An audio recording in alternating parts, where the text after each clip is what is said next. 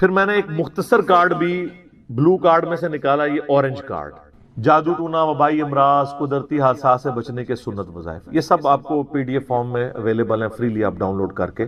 اس میں صرف 5 اذکار ڈالے تھے، جو بلو کارڈ پورا نہیں پڑھ سکتا کم از کم یہ پڑھ لیں، تو اس کے لیے اس معاملے میں انشاءاللہ تعالی آسانی ہو جائے گی۔ تو یہ تینوں کارڈ جو ہے نا جی، کوشش تو کریں کہ یہ کارڈ روزانہ آپ لوگ پڑھیں، آپ کے لیے بینیفیشری ہوں گے انشاءاللہ تعالی۔ بل سن نسائی الکبریٰ کی طرف آئیں، وہ جو حدیث میں بیان کر رہا ہوں، ترمذی میں بھی روایت موجود ہے، لیکن ترمذی والی روایت جو ہے نا کمزور ہے۔ صحیح سند اس کی سنن نسائی الکبریٰ کے اندر ہے، ہمارے بلو کارڈ میں 19 نمبر کے اوپر یہ وظیفہ ہے۔ انٹرنیشنل نمبر کے مطابق 10680، 10680 نمبر حدیث ہے۔ سیدہ ام ہانی کہتی ہیں یا رسول اللہ میں بوڑھی ہو گئی ہوں، لمبے وظیفے مجھ سے کوئی نہیں ہوتے، مجھے کوئی ایک وظیفہ ایسا بتا دیں جو میں کر لوں، میرے لیے کفایت کرے۔ سر جو وظیفہ پھر لیا ہے نا مولا علی کی بہن نے، وہ ایسا وظیفہ ہے کہ مجھے ابھی تک اتنا تگڑا اور کوئی وظیفہ نہیں احادیث میں نظر آیا جس کی اتنی فضیلت ہو۔ آپ علیہ السلام نے فرمایا 100 دفعہ روزانہ سبحان اللہ پڑھ لیا کرو، تمہیں 100 غلام آزاد کرنے کا ثواب ملے۔ سر روزہ اگر آپ توڑ بیٹھیں تو ایک غلام آزاد کرنا پڑتا ہے، تو 100 روزوں سے بھی کے برابر یہ آپ سمجھ لیں۔ 100 دفعہ الحمدللہ پڑھ لیا کرو، تمہیں 100 گھوڑے اللہ کی راہ میں جہاد کے لیے بھیجنے کا ثواب ملے۔ 100 دفعہ اللہ اکبر پڑھ لیا کرو، تمہیں 100 اونٹ اللہ کی راہ میں بھیجنے کا، قربان کرنے کا، نہر کرنے کا ثواب ملے گا۔ 100 اونٹ، سر ایک اونٹ کی قیمت آلموسٹ 2-2.5 لاکھ کروڑوں روپے کا وظیفہ ہے جی، ملینز آف ڈالرز کا یہ وظیفہ ہے فری میں۔ اور 100 دفعہ لا الہ الا اللہ پڑھ لیا کرو، یہ زمین و آسمان کے درمیان جتنا فاصلہ ہے اس کو ثواب سے بھر دے۔ سر لا الہ الا اللہ کے پھر برابری کون کر سکتا ہے؟ وہ حدیث بطاقہ ہے نا، کاغذ کے پرزے والی حدیث جامع ترمذی میں، کہ ایک شخص کے 99 دفاتر گناہوں کے کھولے جائیں گے اور نامہ مال تل رہا ہوگا، تو اللہ تعالیٰ فرمائے گا میں کسی کے ساتھ ناانصافی نہیں کرتا۔ دوسری طرف ایک کاغذ کا ٹکڑا ڈالا جائے گا جس پہ لا الہ الا اللہ لکھا ہوگا۔ وہ شخص کہے گا یہ ایک ٹکڑا کیا کر سکتا ہے، بس وہ رکھنے کی دیر ہوگی، وہ پڑھنا بھاری ہو جائے گا۔ اللہ کے نام سے تو وزنی کوئی چیز نہیں ہو سکتی، اسے کہتے ہیں کاغذ کے پرزے والی حدیث، اس کے لیے جنت کا حکم ہو جائے گا۔ لا الہ الا اللہ کا مقابلہ نہیں ہے۔ تو یہ 4 وظیفے ہیں، سبحان اللہ، الحمدللہ، اللہ اکبر، لا الہ الا اللہ۔ یہ اتنا محبوب وظیفہ ہے کہ جو سنن نبی داؤد میں، جامع ترمذی میں صلاۃ و تسبیح والی حدیث ہے، اس میں 300 دفعہ کون سے کلمات پڑھے جاتے ہیں؟ یہی سبحان اللہ والحمد للہ ولا الہ الا اللہ واللہ اکبر، بس اتنا ہی پڑھنا ہوتا ہے۔ یہ ولا حول ولا قوت الا باللہ کی حدیثیں الگ سے ہیں، لیکن صلاۃ و تسبیح میں اتنا ہی پڑھنا ہوتا ہے، چاروں کلمات۔ حتیٰ کہ صحیح مسلم میں حدیث ہے، نبی علیہ السلام نے فرمایا یہ 4 کلمات مجھے ہر اس چیز سے بڑھ کر محبوب ہیں جن پہ سورج طلوع ہوتا ہے، یعنی دنیا اور جو کچھ دنیا کے اندر ہے اس سے بڑھ کر مجھے یہ چیز محبوب ہے کہ میں یہ 4 کلمات کہہ لوں، سبحان اللہ والحمد للہ ولا الہ الا اللہ واللہ اکبر۔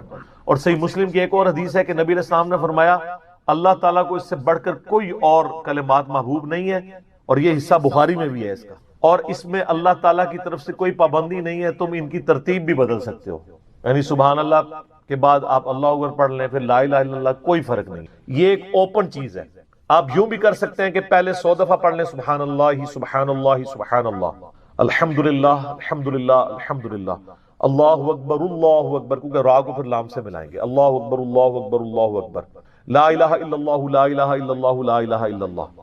اور یوں بھی پڑھ سکتے ہیں، وہ زیادہ بہتر ہے، سبحان اللہ والحمد للہ ولا الہ الا اللہ واللہ اکبر، کیونکہ اکبر پہ وقف کریں گے، ورنہ یہ سبحان اللہ تو الحمدللہ ہی پڑھ نہیں سکتے آپ، کیونکہ الحمدللہ الحمدللہ الحمدللہ بنے گا کنٹینیوس، جیسے اللہ اکبر اللہ اکبر اللہ اکبر بنے، تو وقف کرنا پڑے گا سوائے سبحان اللہ کے۔ سبحان اللہ یہ تو پڑھ سکتے ہیں، لیکن الحمدللہ کو الحمدللہ الحمدللہ وقف کرنا پڑے گا۔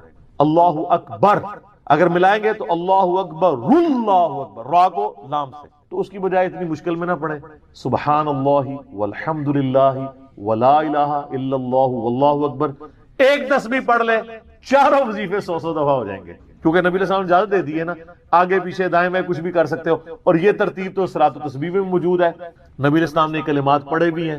آپ کو پتہ ہے تبلیغی جماعت والے 3 وظیفے بتاتے ہیں، ویسے بڑی سمجھداری سے ہی کسی نے وہ ڈیوائز کیے ہوئے ہیں، 100 دفعہ وہ یہ بتاتے ہیں سبحان اللہ والحمد للہ ولا الہ الا اللہ واللہ اکبر، وہ ساتھ وہ بھی بتاتے ہیں ولا حول ولا قوت الا باللہ، وہ بھی پڑھ سکتے ہیں، وہ بھی صحیح بخاری میں رات کو اٹھتے وقت کی دعا ہے، ہل علی العظیم تک بھی پڑھ سکتے ہیں، وہ ابن ماجہ میں موجود ہے۔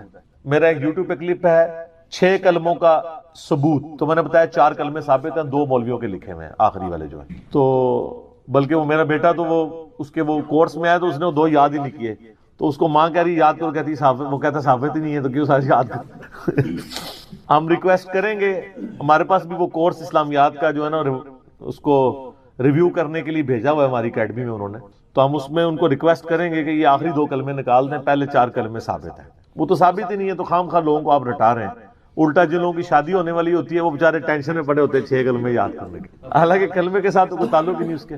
تو یہ جو صلاۃ و تسبیح کے اندر بھی پڑھا جاتا ہے، لیکن اس میں لا حول ولا قوت الا باللہ نہیں، وہ تو لادہ سے بخاری مسلم میں حدیث ہے کہ جنت کے خزانوں میں سے ایک خزانہ ہے لا حول ولا قوت الا باللہ، تو آپ پڑھنا چاہتے ہیں ضرور پڑھیں، اس میں وظیفے کے طور پہ آپ پوری تسبیح اس کی پڑھ لیں بے شک۔ تو تبلیغ جماعت والے یہ بتاتے ہیں 100 دفعہ درود شریف بتاتے ہیں اور 100 دفعہ استغفار بتاتے ہیں، بہت انٹلیکچوئل چیز ہے۔ یہ وظیفہ اتنا کمال ہے کہ آپ کے ہر فرض نماز کے بعد یہ وظیفہ نبی الاسلام نے مشروع کیا ہے، مسلم شریف میں حدیث ہے ہر فرض نماز کے بعد یہ وظیفہ پڑھنے والا کبھی نامراد نہیں جاتا، 33 دفعہ سبحان اللہ، 33 دفعہ الحمدللہ اور 34 دفعہ اللہ اکبر۔ اور ایک حدیث میں ہے مسلم شریف کی کہ جو پڑھے 33 دفعہ سبحان اللہ، 33 دفعہ الحمدللہ، 33 دفعہ اللہ اکبر اور 100 کا عدد پورا کرنے کے لیے پڑھ لے لا الہ الا اللہ وحدہ لا شریک لہ لہ الملک ولہ الحمد وہو علی کل شیء قدیر، 100 کا عدد اس سے بھی پورا کر سکتے ہیں اور 100 کا عدد اللہ اکبر کہہ کے بھی پورا کر سکتے ہیں، تو اس کے سارے گناہ معاف کر دیے جائیں گے اگرچہ سمندر کی جھاگ کے برابر ہی کیوں نہ ہو، لیکن وہ صغیرہ گناہ، کبیرہ گناہ صرف توبہ سے معاف ہوتے ہیں۔ وہ صحیح مسلم میں حدیث ہے کہ اگر بڑے گناہوں سے بچا جائے تو ایک جمعے سے دوسرا جمعہ، ایک رمضان سے دوسرا رمضان اور ایک نماز سے دوسری نماز درمیان کے گناہوں کا کفارہ بن جائے گی، لیکن جو نماز ہی نہیں پڑھتا تو جمعہ پڑھتا رہے تو وہ تو بڑے گناہوں سے نہیں بچا ہوا نا۔ مسلم شریف میں حدیث ہے بندے کے کفر اور اسلام کے درمیان فرق نماز ہے، یہ نہ ہو گیا ایک رمضان پڑھ لے اگر رمضان کے لیے چلے سارے، نہیں نہ اس طرح نہیں ہوگا۔ تو یہ وظیفہ اتنا کمال ہے، بخاری مسلم دونوں میں حدیث ہے، کچھ غریب صحابہ حضور کے پاس ہے، یا رسول اللہ ہر مقابلے میں ہم برابری کر لیتے ہیں امیر اصحاب کی، وہ روزے رکھتے ہیں ہم بھی روزے رکھ لیتے ہیں، وہ نمازیں پڑھتے ہیں ہم بھی نمازیں پڑھ لیتے ہیں، وہ جہاد کرتے ہیں ہم بھی جہاد کر لیتے ہیں، ایک معاملے میں آ کے ہم مارے جاتے ہیں، قرآن میں بار بار ہے اللہ کی راہ میں خرچ کرو، ہم تو خود ہی غریب ہیں، تو آپ ہمیں کوئی اس کا حل تجویز کریں۔ تو آپ فرمایا میں تمہیں ایک ایسی چیز بتاتا ہوں کہ تم ان کی برابری کر لو گے، تم ہر فرض نماز کے بعد 33 دفعہ سبحان اللہ، 33 دفعہ الحمدللہ، 34 دفعہ اللہ اکبر پڑھ لیا کرو۔ یہ بخاری مسلم دونوں میں۔ کچھ دنوں کے بعد پھر وہ حاضر ہو، یا رسول اللہ وہ تو امیر صاحبہ کو بھی پتہ چل گیا، وہ بھی یہی کچھ پڑھ رہے ہیں، اب ہم کیا کریں؟ تو اسی تک لو جناب، تو اسی گرین کارڈ دے بلو کارڈ دے چکر پہ ہو، دنیا دے آخرت کے نہیں۔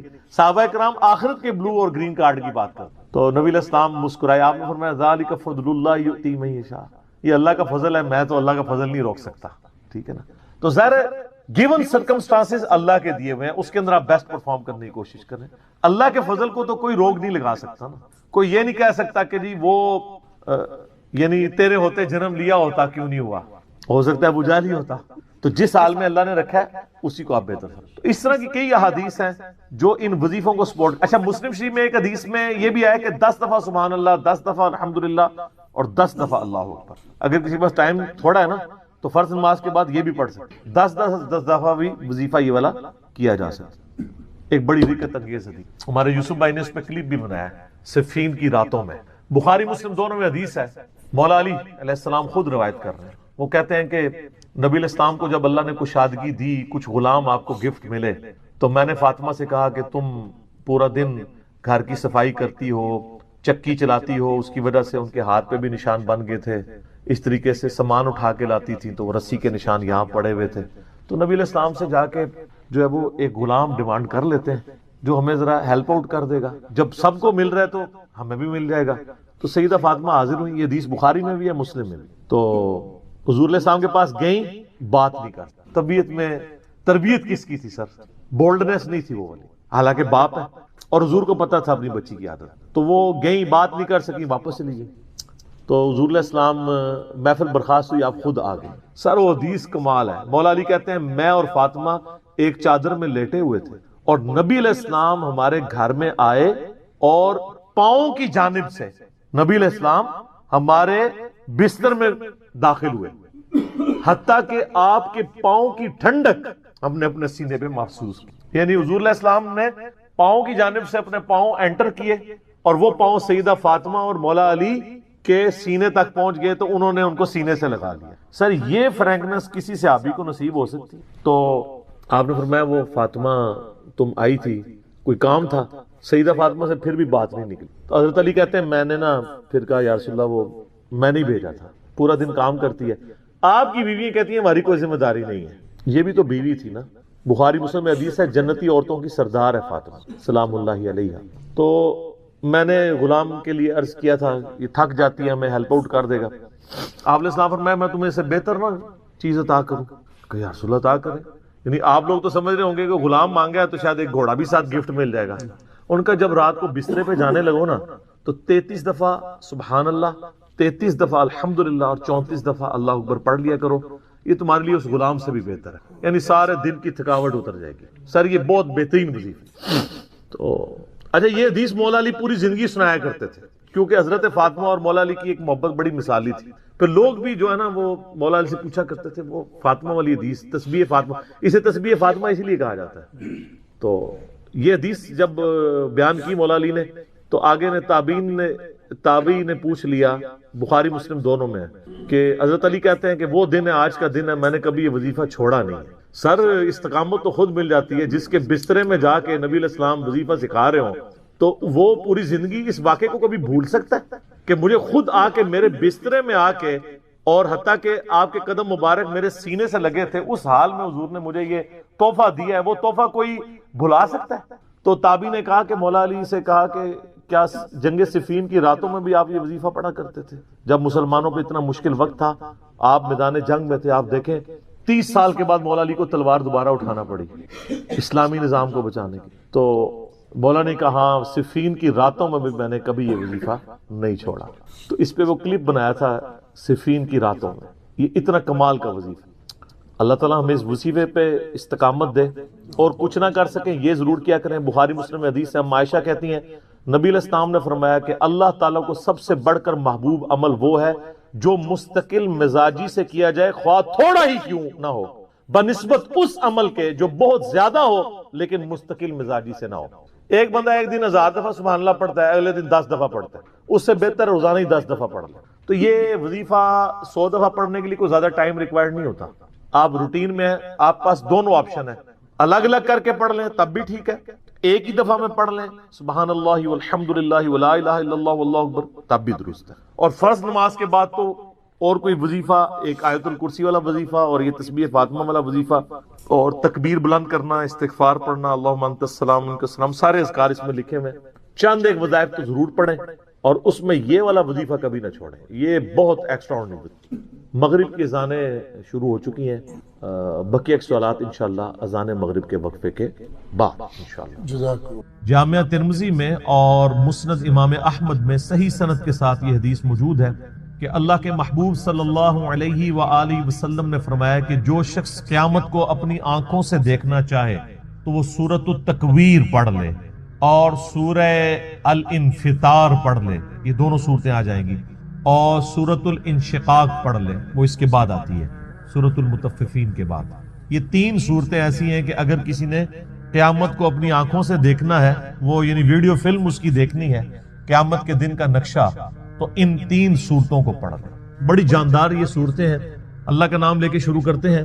اعوذ باللہ من الشیطان الرجیم، بسم اللہ الرحمن الرحیم. اذا الشمس کورت، وہ وقت یاد کرو جب سورج کو لپیٹ دیا جائے گا. وَإِذَا النُّجُومُ انْكَدَرَتْ، اور ستارے بکھر جائیں گے. میں نے پہلے بھی عرض کیا قیامت والے دن اللہ تعالیٰ نے گریویٹیشنل فورس کو ڈسٹرب کر دینا ہے اور اس کا اینڈ رزلٹ یہ ہے کہ پھر گریوٹی اگر ڈسٹرب ہو جائے تو اس کائنات کے اندر جتنے اجرام فلکی ہیں، جتنے بھی سیٹلائٹس ہیں، یہ سب کے سب تباہ و برباد ہو جائیں گے. جتنے بھی سن ہے، جتنے بھی سورج ہیں، وہ تمام کے تمام اس کی وجہ سے ایک دوسرے میں مل کے ختم ہو جائیں. تو وہ وقت یاد کرو جب سورج کو لپیٹ دیا جائے اور ستارے بکھر جائیں. وَإِذَا الْجِبَالُ سُيِّرَتْ، اور پہاڑوں کو اکھیڑ دیا جائے. اس روئے ارض پہ سب سے مضبوط چیز جو ہے نا اللہ کی مخلوقات میں سے وہ پہاڑ ہے. کوئی بھی جاندار یا ہماری لینگویج میں جو بے جان چیزیں ہیں, چاہے وہ درختوں کی فارم میں ہوں, جاندار چیزیں چاہے جانوروں کی فارم میں ہوں, کوئی بھی اتنی مضبوط نہیں ہے اپنی کنسٹرکشن کے اعتبار سے جتنے پہاڑ ہیں, بلکہ یہ پوری زمین کی ڈائنامک بیلنسنگ ان پہاڑوں کی وجہ سے. تو پہاڑ بھی گریوٹی کی وجہ سے ڈسٹرب ہو کے اون کی طرح بکھر رہے ہوں. جیسے روئی کے ریشے اڑتے ہیں نا جب اس کی دھنائی کی جاتی ہے, اس طرح یہ پہاڑ اس زمین کے اوپر تیر رہے ہوں گے. زمین بالکل فلیٹ کر دی جائے گی. اللہم اجرنا من النار, اللہم اجرنا من النار. وَإِذَا الْعِشَارُ عُطِّلَتْ, جب اونٹنیاں, ایسی اونٹنیاں جو کہ پریگننٹ ہوں اور ان کے بچے پیدا ہونے والے ہوں, وہ بھی بکھرتی ہوئی ہر طرف نظر آئیں. عرب کے لوگ اصل میں جو یہ اونٹنیاں تھی نا, جو پریگننٹ اونٹنیاں تھی, جس طرح آج کل ہمارے سب کانٹیننٹ کے معاشرے میں جب بھینس کا بچہ ہونے والا ہوتا ہے تو بڑی اس کو پروٹوکول سے, بڑی حفاظت سے اس کو رکھا جاتا ہے, کیونکہ آمدہ جتنی روزی ہے اسی سے وابستہ ہوتی ہے. تو عرب کے لوگوں میں اونٹ کی بڑی اہمیت تھی. اونٹ کے بغیر تو ان کی زندگی سمجھ لے کسی بھی راستے پہ, سفر پہ گزر نہیں سکتی تھی, کیونکہ اونٹ کو اللہ نے ایسی کوالٹیز دی ہیں جو دنیا میں اور کسی جانور کے پاس نہیں ہے. 1 مہینے تک بغیر پانی پیے وہ سفر کر سکتے. یہ کوالٹی تو کسی بھی جاندار کی نہیں ہے, وہ سٹور کر لیتا ہے پانی اپنے. تو جب اونٹنی جو ہے وہ پریگننٹ ہوتی تھی, حاملہ ہوتی تھی, تو وہ بڑی اس کی حفاظت رکھتے تھے کہ اب اولاد ہوگی اس کی تو ہم نے اس کو آگے لے کے چلنا ہے. تو عرب کے لوگوں کو اسی چیز کی طرف توجہ دلائے گی کہ جس اونٹنی کو تم بڑا ایسٹ سمجھتے ہو اپنی زندگی میں, وہ قیامت والے دن وہ پریگننٹ اونٹنیاں بھی گویا کہ اس طرح بکھر رہی ہوں گی, ان کا مالک بھی ان سے بے خبر ہوگا. اونٹنی ہے کیا, سورہ الحج کے شروع میں آیا کہ جو ماں ہے وہ بھی اپنے بچے کو بھول جائے گی. ہر چیز, ہر انسان نشے کی حالت میں دکھائی دیتا ہوگا, حالانکہ وہ نشے میں نہیں ہوگا بلکہ اللہ کا عذاب شدید ہوگا. یہ سورۃ الحج کی شروع کی آیات ہے. میں نے سورۃ القیامہ میں بھی کور کی تھی, آج کراس ریفرنس کے طور پہ ان کو میں نے صرف کوٹ کر دیا, آپ خود پڑھ لیجئے گا. وَإِذَا الْوُحُوشُ حُشِرَتْ, جب سارے وحشی جانور بھی یکجا کر دیے جائیں گے. یعنی اللہ کا ایسا خوف ہوگا کہ وحشی جانور بھی سہمے میں ہوں گے. ورنہ آپ سوچ سکتے ہیں کہ بکری اور شیر ایک جگہ پہ جمع ہو اور شیر بکریوں پہ حملہ آور نہ ہو. یہ دوسرے وحشی جانور بھی آپ کو دیکھیں کہ آپس میں لڑتے ہیں. شیر اور چیتوں کی لڑائی ہو جاتی ہے, مگرمچھ اور شیروں کی لڑائی ہو جاتی ہے.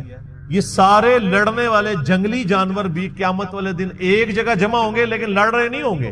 وہ ایسا خوف کی کیفیت ہوگی کہ وہ بھی ڈر کے مارے سہمے میں کھڑے ہوں.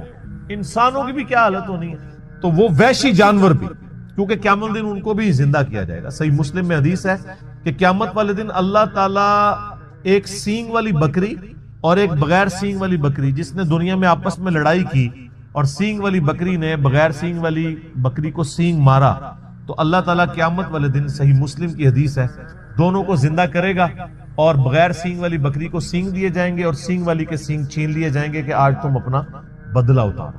بدلے کا دن ہے جی وہ, مالک یوم الدین, قیامت کا دن, بدلے کا دن.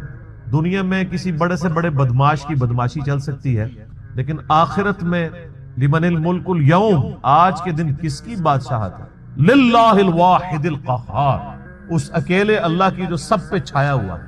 آپ دیکھیں یہ سورۃ المومن کی آیت ہے, اللہ نے قیامت کے دن اپنا نام ہی القہار رکھا ہوا, سب پہ چھایا ہوا. تو اللہ تعالیٰ فرماتا ہے اس دن وحشی جانور بھی سہمے میں کھڑے ہوں گے ایک جگہ. وَإِذَا الْبِحَارُ سُجِّرَتْ, جب سمندر بھڑکا دیے جائیں گے. وَإِذَا دَكَّتِ الْأَرْضُ دَكًّا دَكًّا, آگے جا کے آئے گا نا, زمین کو کوٹ کوٹ کے برابر کر دیا جائے گا.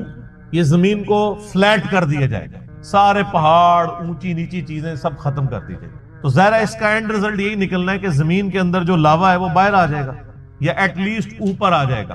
تو یہ جو سمندر ہیں, آپ کو پتا ہے سمندروں کے نیچے بھی آتش فشاں ہیں. بعض اوقات سمندروں کے اندر آتش فشاں پھٹتے ہیں تو ایک نئے نئے جزیرے بھی نمودار ہو جاتے ہیں. اکثر ٹی وی پہ خبر بھی آتی ہے کہ فلاں سمندر میں, پیسیفک اوشن میں یا اٹلانٹک کے اندر ایک نیا جزیرہ نمودار ہوا ہے. وہ جزیرہ کیسے اوپر آتا ہے؟ نیچے وہ آتش فشاں جو ہے وہ اگلتا رہتا ہے, لاوا, وہ سمندر کے پانی میں ٹھنڈا ہوتا رہتا ہے, وہ لاوا جمع ہو کے پورے کا پورا ایک نیا آئر لینڈ بن جاتا ہے. اور وہ آتش فشاں اتنے طاقتور ہیں کہ ان کی وجہ سے بعض اوقات جب پانی کے اندر ابال پیدا ہوتا ہے, جیسا کہ آپ کسی پانی کے برتن میں کوئی پتھر پھینکیں تو اس میں سے لہریں جنریٹ ہوتی ہیں نا، تو اسی طریقے سے سمندر کے اندر جب آتش فشاں پھٹتے ہیں نا تو اس کی جو بڑا بڑا لاوا نکلتا ہے وہ بڑے بڑے پتھروں کی فارم میں بن جاتا ہے، لیکن اس کی وجہ سے زمین کے اس لاوے کی وجہ سے سمندر کے اندر ویوز پیدا ہوتے ہیں، جیسا کہ باہر سے پتھر مارنے کی وجہ سے ہوتی ہیں، چاہے باہر سے پتھر مارا جائے چاہے اندر سے پتھر ہو تو وہ ایک دفعہ ویوز تو نکلیں گی، اور وہی ویوز ہیں جو سونامی کی شکل میں، اور آپ جا کے ذرا یوٹیوب پہ ویڈیوز دیکھ لیں، ایک ایک سونامی آتا ہے تو لاکھوں لوگوں کی زندگی اور کروڑوں کی اور اربوں ڈالرز کی جو کنسٹرکشنز ہیں ان کو ختم کر دیتا ہے۔ تو قیامت والے دن بھی یہی ہونا ہے کہ وہ لاوا جب اگلا جائے گا تو یہ جو بڑے بڑے سمندر ہیں یہ سمجھیں کہ دیگیں بن جائیں گی، جیسے دیگ آپ آگ کے اوپر چڑھا دیں، اب یہ سارے سمندروں کے نیچے جب یہ آگ سلگ رہی ہوگی تو وہ نقشہ وَإِذَا الْبِحَارُ سُجِّرَتْ، جب سمندر بھڑکا دیے جائیں گے، ظاہر ہے سمندر کے اندر آگ لگ جائے گی، کیسے؟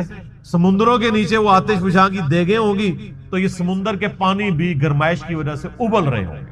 اللہم اجرنا من اللہ۔ سر انسان کی جائے پناہ کیا ہوگی پھر؟ تو خوش نصیب تو وہ لوگ ہیں جن کو اللہ کے عرش کا سایہ نصیب ہوگا۔ بخاری و مسلم میں حدیث ہے کہ قیامت والے دن اللہ کے سائے کے سوا، یعنی اس کے عرش کے سائے کے سوا اور کوئی سایہ نہیں ہوگا، اور 7 طرح کے لوگ اس کے عرش کے سائے کے نیچے ہوں گے۔ ان میں سے ایک شخص وہ ہے جس نے جوانی میں توبہ کر، در جوانی توبہ کردن شیوائے پیغمبری، یہ پیغمبروں کا طریقہ ہے جوانی میں توبہ کر۔ بوڑھا ہو کے تو شیر بھی شکار کرنا چھوڑ دیتا ہے۔ لن تنالوا البر حتى تنفقوا مما تحبون، تم کبھی بھی نیکی کا اعلیٰ درجہ حاصل نہیں کر سکتے جب تک کہ اپنی پسندیدہ چیز اپنے رب کو نہ دے دو۔ انسان کی زندگی میں سب سے پسندیدہ چیز اس کی جوانی ہے، جو جوانی اپنے رب کو دے دے تو ظاہر ہے وہ پھر اس چیز کا حقدار ہے کہ اسے اللہ کے عرش کا سایہ نصیب ہے۔ اس کے علاوہ بھی اور لوگ ہیں، اگر آپ نے وہ حدیث ڈیٹیل سے پڑھنی ہے تو وہ حدیث بخاری مسلم دونوں میں ہے، آپ مشکات کی پہلی جلد میں کتاب المساجد چیپٹر میں چلے جائیں تو یہ آپ کو شروع میں یہ حدیث مل جائے گی، کیونکہ اس میں ایک وہ شخص بھی ہے جس کا دل مسجد میں اٹک رہا ہو، اسی لیے وہ مساجد والے چیپٹر میں لے کے آئے ہیں مشکات والے امام۔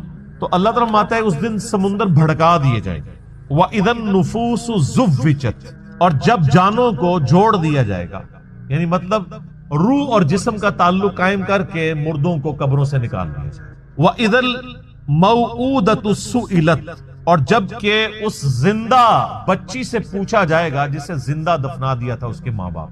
آپ کو پتا ہے عرب کے لوگ بچی کی پیدائش سے وہ نفرت کرتے تھے، اور آج تک یعنی ہمارے سب کانٹیننٹ کے معاشرے میں وہ فرسودہ نظریات چل رہے ہیں، حتیٰ کہ مسلمانوں کے ہاں بھی تو، ہندوؤں کے ہاں تو بہت زیادہ ہے۔ 8 سے 15 سال پہلے کی آلموسٹ رپورٹ ہے بی بی سی کی کہ انڈیا کے اندر روزانہ 3000 بچیاں پریگنینسی کے دوران مار دی جاتی تھی، 3000 روزانہ۔ ظاہر ہے 1 ارب سے زیادہ جب آبادی ہوگی، اب تو 1.5 ارب کے قریب پہنچ چکی، تو اس میں 3000 تو کچھ بھی نہیں۔ اسی وجہ سے آج انڈیا میں مردوں کی تعداد عورتوں سے زیادہ ہو گئی، 3000 بچے۔ آج بھی وہی چیزیں چل رہی ہیں، اور ہمارے بھی سب کانٹیننٹ کے معاشرے میں، آپ پنجاب کے معاشرے میں تو بالخصوص دیکھ لیں کہ بچی کی پیدائش کو ایک نٹوریس چیز سمجھا جاتا ہے، ماں کے حق میں بھی اور اولاد کے یعنی اعتبار سے باپ کے حق میں۔ اور وہ ساسیں جو خود فیمیل جینڈر سے تعلق رکھتی ہیں وہ اپنے پوتی کے پیدا ہونے کے اوپر ناخوش ہو رہی ہوتی ہیں، حالانکہ انہوں نے نہیں سوچا کہ کیا وہ خود مرد تھی۔ وہ اگر فیمیل پیدا ہوئی ہیں تو ٹھیک ہے، لیکن ان کے بیٹے کے ہاں اگر کوئی بچی پیدا ہو گئی ہے تو غلط ہے۔ کتنی یہ بری ٹریڈیشن۔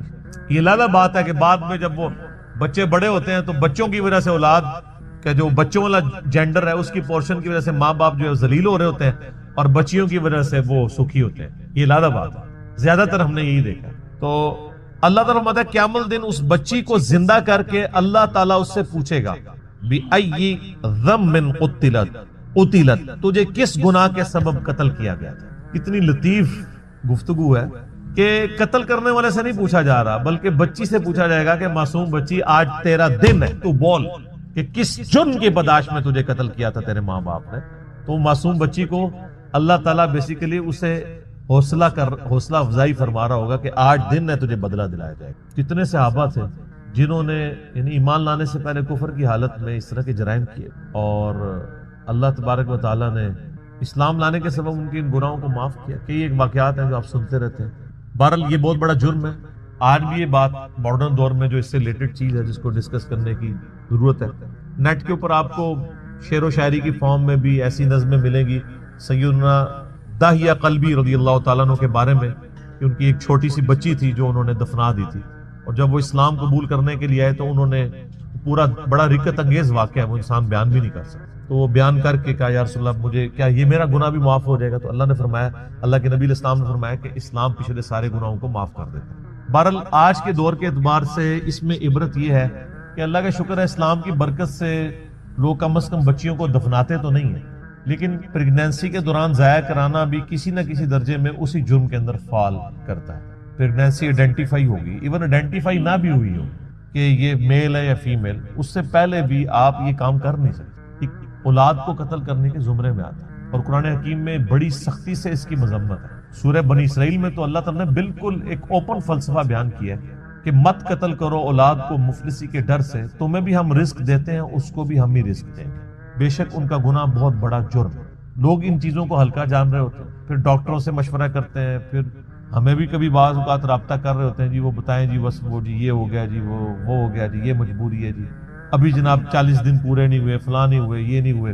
ونس پتہ چل گیا پریگنینسی ٹھہر گئی ہے، چاہے وہ 1 دن کی بھی ہے، آپ اس کو ضائع نہیں کروا سکتے۔ ہاں اس سے پہلے اگر کوئی بندہ وقفے کی کوئی صورتحال پیدا کرے تو وہ تو جائز ہے، میرے اس کے اوپر بخاری مسلم کی حدیث کی روشنی میں آپ فیملی پلاننگ لکھیں یوٹیوب پہ اور میرا نام لکھیں تو آپ کلپ کھول کے سامنے آ جائیں گے۔ تو یہ آج اس کی ماڈرن فارم یہ ہے کہ لوگ پریگنینسی ضائع نہ کروائیں، یعنی لیکن جو ہے وہ جب آئیڈینٹیفائی ہو جائے تو پتہ چلے کہ فیمیل ہے تو پھر اس وقت ضائع کروا دیں، یا اس سے پہلے بھی کروائیں، یہ ایک ماڈرن فارم ہے، تو یہ بھی اسی طریقے سے اس کو کنڈیم کیا جائے گا۔ تو اللہ تعالیٰ ہمارا اس دن پھر بچیوں سے پوچھا جائے گا کہ تمہیں کس جرم میں قتل کیا گیا، یعنی بہت بڑا یہ جرم ہے۔ ابھی کچھ عرصہ پہلے انہوں نے مکے سے وہ آلموسٹ ابھی بھی وہ قبرستان پہاڑی کے اوپر میں نے وہ دیکھا ہوا ہے، قبرستان مکے کے اندر موجود ہے جہاں پہ وہ بچیوں کو زندہ درگور کیا کرتے ہیں۔ اب چونکہ مسجد حرام کی توسیع ہو چکی ہے لہذا وہ تقریباً آلموسٹ مسجد حرام کے قریب ہی، اگر آپ وہ باب الفاد والی سائڈ سے باہر نکلیں تو وہ پہاڑی پہ وہ اس قبرستان کی باقیات موجود ہیں جو انہوں نے مخصوص کیا ہوا تھا جہاں پہ بچیوں کو زندہ دفن کیا گیا۔ آپ دیکھیں آج یعنی اسلام کے اوپر اعتراض کیا جاتا ہے کہ اسلام بیسک ہیومن رائٹس کو اور عورتوں کے حقوق کو جو ہے وہ دباتا ہے، حالانکہ یہ کتنا بڑا ثبوت ہے کہ ہیومینٹی کو اس بڑی لعنت سے نجات ہی اسلام نے دلائی ہے۔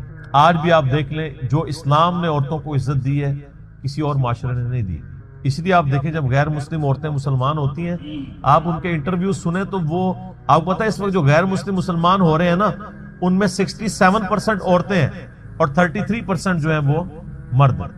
عورتیں کہتی ہیں ہم سیکیور فیل کر رہی ہیں، ہمیں تو اسلام میں آ کے پتہ چلا ہے کہ عورت کی عزت ہی اسلام میں، وہاں گورے تو مطلب جو گوروں کے ملک میں تو گوریاں تو ترس جاتی ہیں کہ ان کو کوئی مخلص خاوند ملے، اور یہاں پہ مل جاتے ہیں اسلام کی وجہ سے، خاوند کیا غلام مل جاتے ہیں کتنی عزت۔ اور عورتیں جس طرح بوڑھی ہوتی ہیں ان کی عزت میں اضافہ ہوتا ہے، عورتیں سٹرانگ ہوتی جاتی ہیں اور مرد کمزور ہوتا جاتا ہے، اور جب ماں بن جاتی ہے تو آپ دیکھ لیں ہمارے سب کانٹیننٹ کے معاشرے میں کتنی عزت ہے۔ چند ایک مثالیں آپ ایک نوٹوریس دیں گے، اوورال تو ایک ورتھ ہے نا۔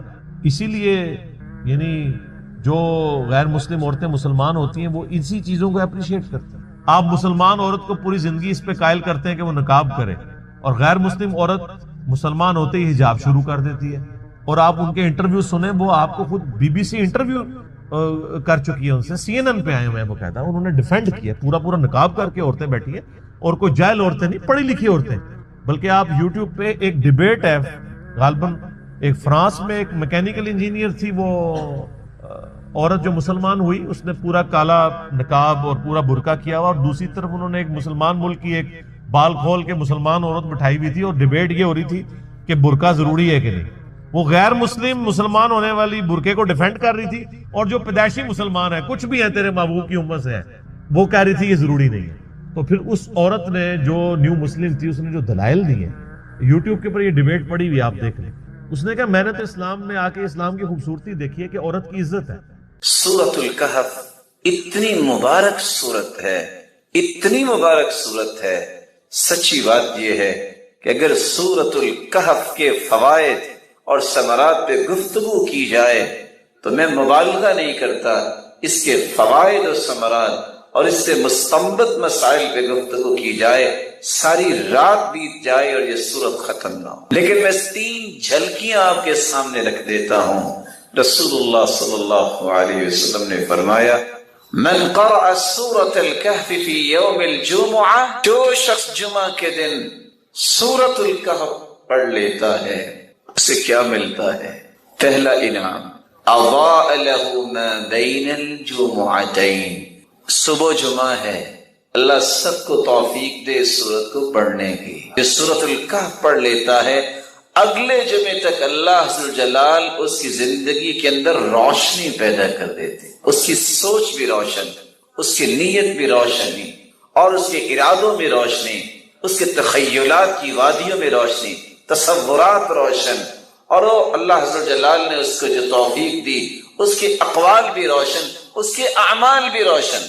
और ये मेरी और आपकी जरूरत है। आपने एक दूसरी हदीस में फरमाया, मन क़रअ सूरत अल-कहफ़ फी यौम अल-जुमुआ, जो इंसान सूरत अल-कहफ़ पढ़ लेता है अल्लाह अज़्ज़ल जलाल उसके गुनाहों को मुआफ फरमा देते हैं। 2 हफ्तों के दरमियान, 2 जुमे के दरमियान, गुफ़िर लहू मा बैन अल-जुमुअतैन व फ़ज़्लु 3 अय्याम, सूरत अल-कहफ़ जुमे के जो पढ़ लेता है 10 दिनों के गुनाहों को अल्लाह अज़्ज़ल जलाल मुआफ फरमा देते हैं। हमने इसलिए सूरत को हिफ्ज करने का एक मुसाबका रखा था कि अल्लाह के प्यारे पैगंबर ने फरमाया, मन हफिज़ 10 आयातिन, मन क़रअ 10 आयातिन मिन सूरत अल-कहफ़, रिवायत बताती हैं जो सूरत अल-कहफ़ पढ़ ले या उसकी पहली या आखिरी 10 आयतों को याद कर लेता है, औसिम मिन फितनति दज्जाल, अल्लाह ताला उसे दज्जाल के फितने से महफूज फरमा देंगे। इसका मतलब ये निकला कि अगर दज्जाल के फितने से महफूज इंसान हो सकता है तो छोटी छोटी दज्जालियों से तो अल्लाह जरूर महफूज करेंगे। जुमे की फजीलत इतनी ही इंसान अगर समझ ले, जिसके बारे में खुद रसूलुल्लाह सल्लल्लाहु अलैहि वसल्लम ने फरमाया, और ये रिवायत अब्दुल्लाह इब्न उमर रज़ियल्लाहु तआला अन्हु और अबू हुरैरा रज़ियल्लाहु तआला अन्हु से मरवी है।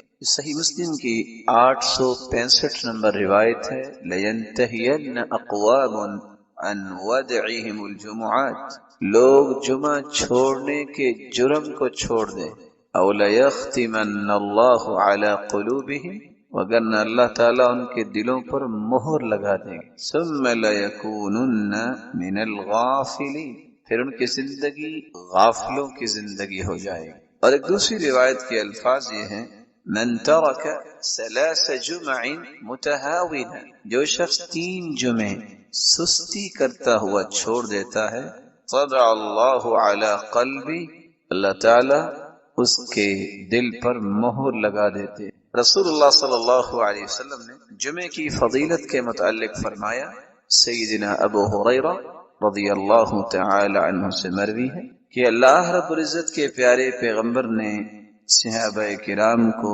इस बात की खुशखबरी दी और फरमाया, नहनुल आखिरून अल अव्वलून यौमल क़ियामा, हम दुनिया के अंदर तो यहूदियों और ईसाइयों के बाद आए हैं, लेकिन क़यामत के दिन सबसे पहले जन्नत में जाएं। अल मक़दियु लहुम क़ब्ल अल ख़लाइक़, पूरी कायनात से पहले अगर किसी का हिसाब व किताब होगा, किसी को इस बात की नवीद सुनाई जाएगी कि तुम जन्नत में जाओ, तो वो उम्मत मोहम्मद होगी। सही मुस्लिम की 856 नंबर रिवायत और सही बुखारी की 876 नंबर रिवायत में रसूलुल्लाह सल्लल्लाहु अलैहि वसल्लम का फरमान है, अदल्लल्लाहु अनिल जुमअती मन काना क़ब्लना, हमसे पहले यहूदी थे, ईसाई थे, लेकिन वो गुमराह हो गए जुमे के मुताल्लिक। फकाना लिल यहूदी यौम अस्सब्त, यहूदी हफ्ते के दिन को मुक़द्दस समझते, व काना लिन नसारा यौम अल अहद, और ईसाई इतवार के दिन को मुक़द्दस समझते। फजा अल्लाहु बिना, फिर अल्लाह ताला ने हमें नेमत से नवाजा, फहदान अल्लाहु लियौमिल जुमुआ, अल्लाह ने हमें जुमे की नेमत से नवाजा। फजअल अल जुमुआ वस्सब्त वल अहद, तो अल्लाह ने तरतीब ही ये बनवा दी, जुमा फिर उसके बाद हफ्ता और इतवार। वकज़ालिक हुम तबअ लना यौमल क़ियामा, इसी तरह क़यामत के दिन वो हमारे पीछे ही होंगे। नहनुल आखिरून मिन अहलि दुनिया والأولون يوم القيامة، ہم آئے تو ان کے بعد ہیں لیکن قیامت کو سب سے پہلے حساب و کتاب ہوگا اور جنت میں جائیں گے۔ رسول اللہ صلی اللہ علیہ وسلم نے یہاں تک فرمایا جمعہ کا دن ایک ایسا مبارک دن ہے، اس سے مبارک دن سال کا کوئی دن نہیں سوائے رمضان کے اور ذی الحجہ کے پہلے 10 دن اور محرم کے۔ اور لفظ وہاں کیا ہے؟ خیر یوم طلعت علیہ الشمس یوم الجمعہ، جمعے کا دن ایسا مبارک دن ہے، سال میں جب بھی سورج نکلتا ہے سب سے زیادہ خیر والا دن جمعے کا دن ہے۔ اس کی وجہ فیہ خلق آدم، اللہ تعالیٰ نے اسی دن آدم علیہ السلام کو پیدا کیا۔ وفیہ ادخل الجنہ، اور جمعے کے دن ہی اللہ رب العزت نے آدم کو جنت میں داخل فرمایا۔ وفیہ اخرج منہا، اور جمعے کے دن ہی جنت سے زمین پر اتارے گئے، نکالے گئے۔ ولا تقوم الساعۃ الا فی یوم الجمعہ، اور قیامت بھی جمعے کے دن ہی آئے گی۔ سنن ابی داود کے الفاظ یہ ہیں وفیہ اہبط، آدم علیہ السلام کو زمین پر بھی اللہ نے اتارا تو جمعے کے دن۔ وفیہ تیب علیہ، اور جمعے کے دن ہی اللہ تعالیٰ نے آدم علیہ السلام کی توبہ کو قبول فرمایا۔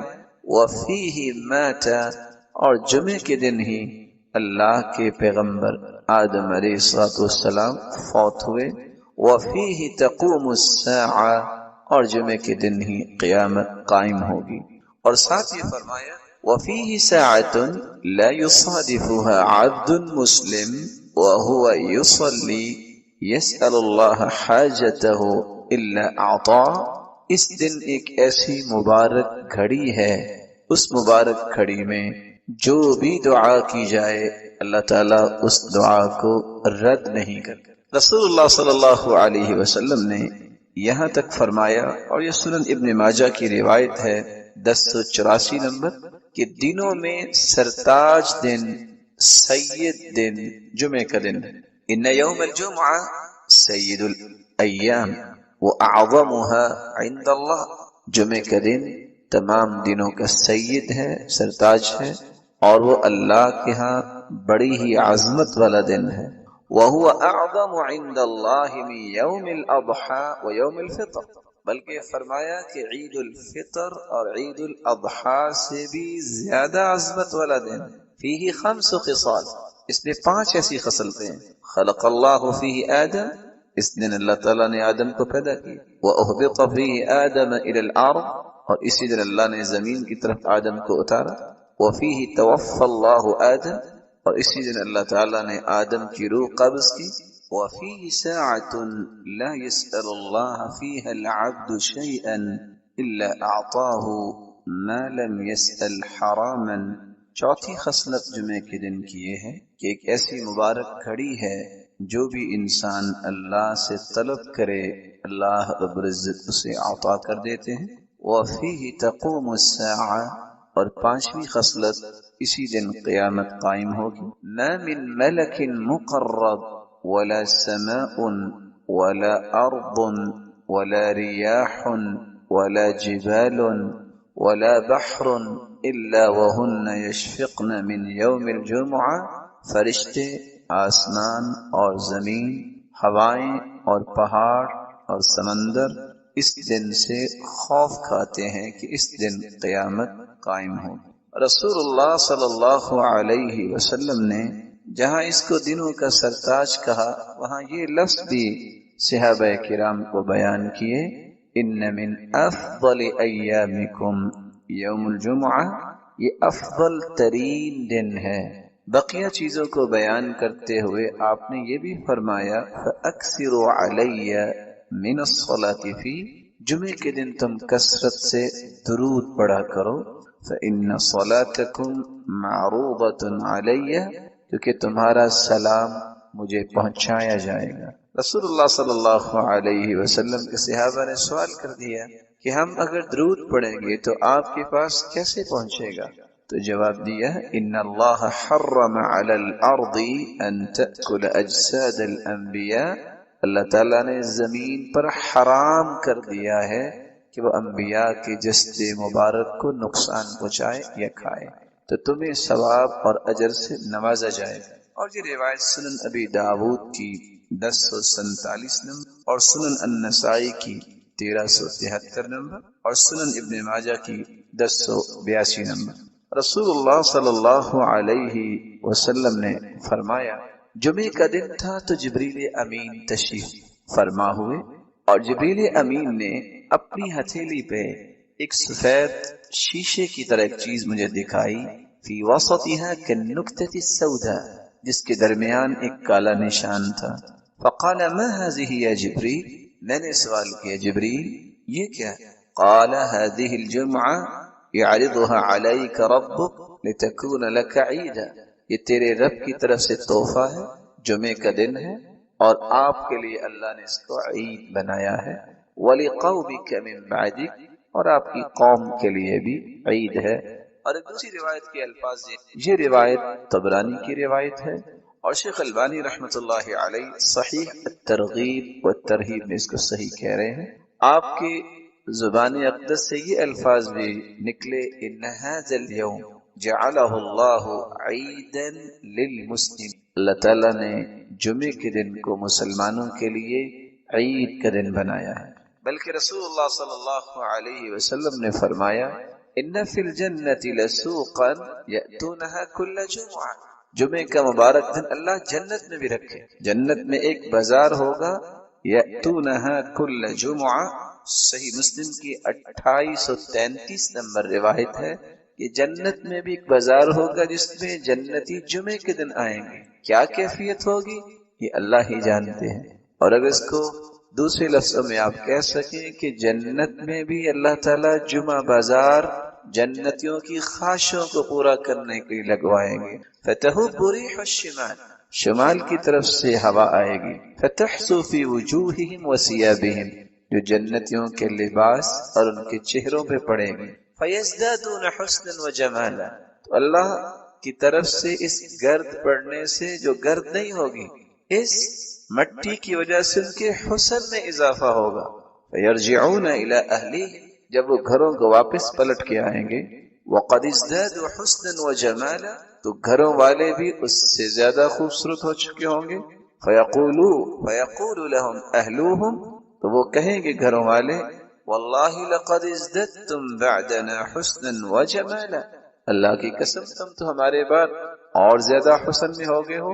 فیقولون، تو وہ جواب دیں گے وانتم واللہ لقد ازددتم بعدنا حسنا وجمالا، اللہ کی قسم ہم تو ہوئے، آپ بھی اللہ کی رحمت سے حسن و جمال میں اور زیادہ ہوں گے۔ رسول اللہ صلی اللہ علیہ وسلم ان فضیلتوں کے ساتھ ہمیں دو حکم دیے ہیں۔ پہلا حکم کہ جمعے کے دن کثرت سے درود پڑھا جائے، دوسرا حکم اس میں ایک ایسی مبارک گھڑی ہے جو بھی دعا کی جائے وہ دعا رد نہیں ہوتی۔ وہ کون سی گھڑی ہے، وہ کون سا وقت ہے جب دعا کی جائے تو دعا رد نہیں ہوتی؟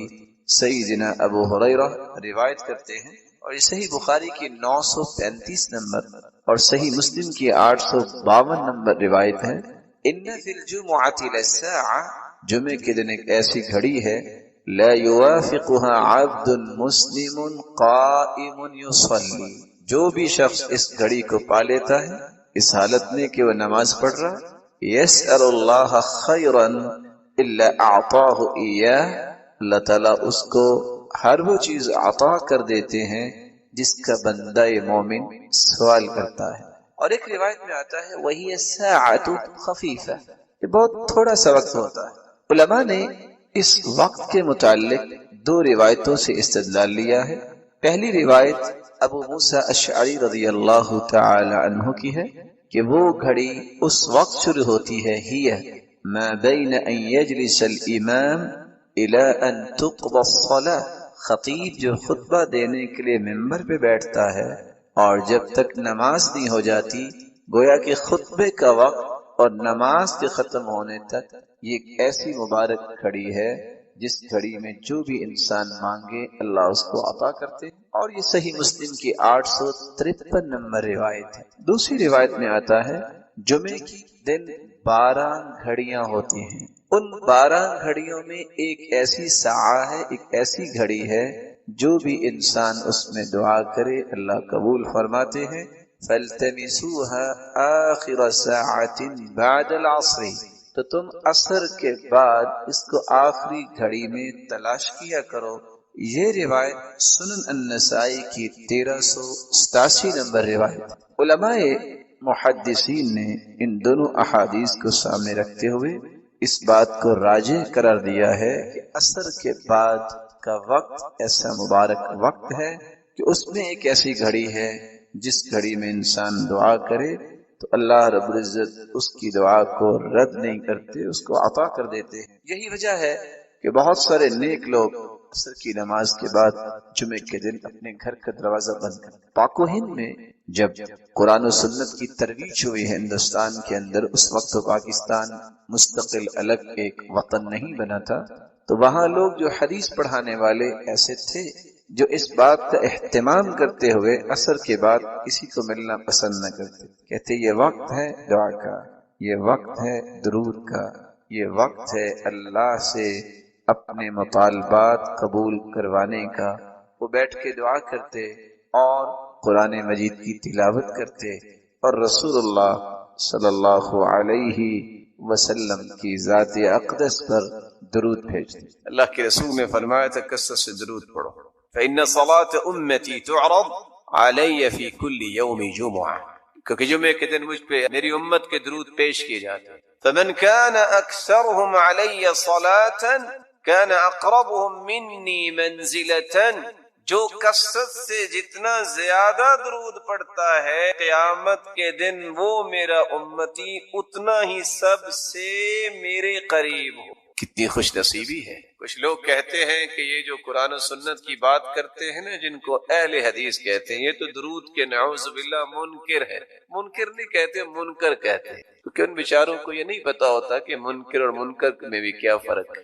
جبکہ کتاب و سنت کو سمجھنے والے کیا کہتے ہیں کہ ساری زندگی دعا کرتے رہو، اگر تم درود نہ پڑھو وہ دعا قبول ہونا تو دور کی بات، وہ دعا تو آسمانوں تک چڑھتی نہیں۔ کوئی پوچھے تو صحیح نا ہم سے کہ ہمارا موقف کیا ہے، خود سے ہی بات بنا کے کہہ دیں کہ قرآن و سنت کو ماننے والے ایسا کہتے ہیں۔ ہم تو نہیں ایسا کہتے، ہم تو کہتے ہیں دنیا میں سب سے بڑا خوش نصیب ہی وہ ہے جو اللہ کے ذکر کے بعد سب سے زیادہ درود پڑھتا ہے۔ رسول اکرم صلی اللہ علیہ وآلہ وسلم نے اسی لیے صحابہ کرام سے کہا تھا من صلی علی او سأل لی الوسیلہ حقت علیہ شفاعتی یوم القیامہ، جو شخص درود پڑھتا ہے اور پھر میرے لیے وسیلہ طلب کرتا ہے، قیامت کا دن ہوگا میں اس امتی کی شفاعت کروں گا، سفارش کروں گا۔ صحیح ترغیب کی روایت 1668